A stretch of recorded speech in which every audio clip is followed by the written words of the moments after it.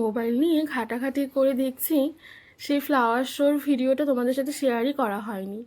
তো যাই হোক, সেদিনকে গেছিলাম হচ্ছে, অ্যাকচুয়ালি গেছিলাম হচ্ছে আমরা বাড়ি যাব করেই বেরিয়েছিলাম।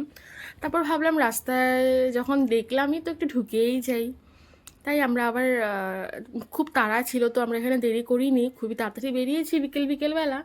তো একটু দেরি করে মানে ফ্লাওয়ার শোতে এখানে এসে একটু দেরি করে, বেশিক্ষণ না, 8 ঘন্টা মতো হবে এখানে থেকে, তারপর আমরা বাড়ি চলে গেছি। কালকে মানে আমার দাদার একটা বিয়ে আছে, তো আমাদের এখনই তাড়াতাড়ি করে যেতে হবে বাড়িতে।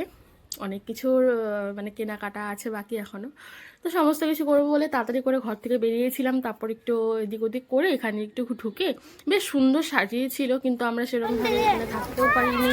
এখন পর্যন্ত লোকই আসেনি, জাস্ট সন্ধ্যেটা হয়েছে, একটু পর পুরো মানে লোকজনে ভরে যাবে। কিন্তু আমরা ততটুকু সময় আমরা থাকতেই পারিনি, খুব তাড়াহুড়ো করে ওখানে একটু দেখে আর চলেও এসেছি, মানে বাড়ি বাড়ি চলে এসেছিলাম। আর বৃষ্টিও আসবে, তাই আমরা ভেবেছি না তাড়াতাড়ি চলে যাই, এরকম হয়েছে ব্যাপারটা। তো অনেক দিন আগের ভিডিও, ক তারিখে ছিল আমার সেটাও মনে নেই ভালো করে। তবে এখানে অনেকটা দেরি করে হয়েছে, পানিপাথে তারপর গুয়াহাটিতে অনেক দিন আগেও হয়ে গেছে আমি শুনেছি। তো যাই হোক, মাম্মা মামি দিদি দাদাভাই সবাই মিলে এসেছিলাম একটু ঘুরে ফুরে।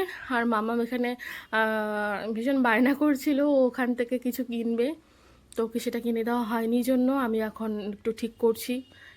ভীষণ রেগে গেছে।